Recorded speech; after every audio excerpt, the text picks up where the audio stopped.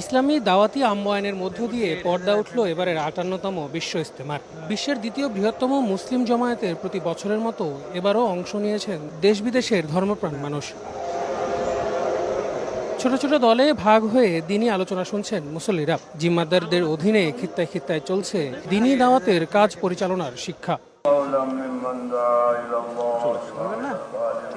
বিশ্ব ইজতেমার প্রথম পর্ব হবে ২ ধাপের, মোট ৬ দিন। প্রথম ৩ দিনে অংশ নেবেন ৪১ জেলা আর ঢাকার একাংশ। পরের ৩ দিন ২২ জেলা আর ঢাকার অবশিষ্টাংশ।